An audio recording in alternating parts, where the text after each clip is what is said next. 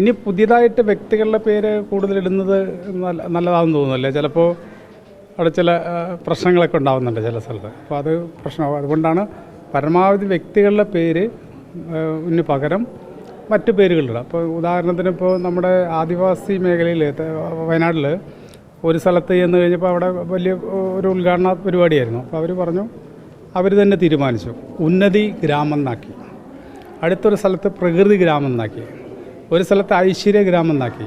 അപ്പോൾ അങ്ങനെയുള്ള പേരുകൾ അതാത് പ്രദേശത്തെ ആളുകളുടെ അല്ലെങ്കിൽ ചെറുപ്പക്കാരുടെയൊക്കെ തന്നെ ഒരു നിർദ്ദേശ അടിസ്ഥാനത്തിൽ വകുപ്പ് തന്നെ നേതൃത്വം കൊടുത്തുകൊണ്ട് അവിടെ പേരുകൾ മാറ്റാനുള്ള നടപടി ചെയ്യും.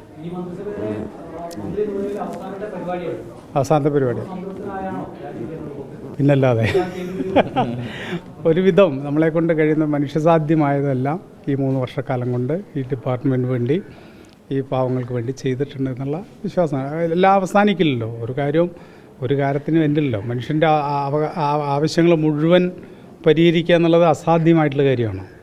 ഓരോ മനുഷ്യൻ്റെയും ആവശ്യങ്ങൾ ഇങ്ങനെ ഓരോന്ന് കഴിയുമ്പോൾ അടുത്ത ആവശ്യമാവും അല്ലേ? നമ്മുടെ നേരത്തെ മീഡിയയുടെ സൗകര്യങ്ങൾ വളരെ പരിമിതമായിരുന്നു. പിന്നെ ആധുനിക സംവിധാനങ്ങളെല്ലാം വന്നു. അതുപോലെ തന്നെ മനുഷ്യൻ്റെയും ആഗ്രഹങ്ങൾ പെട്ടെന്ന് തീരുന്നതല്ല. അത് മനുഷ്യനുള്ളിടത്തോളം കാലം പുതിയ പുതിയ ആഗ്രഹങ്ങളുണ്ടാവും അല്ലേ? ആഗ്രഹമില്ലെങ്കിൽ പിന്നെ മനുഷ്യനില്ല.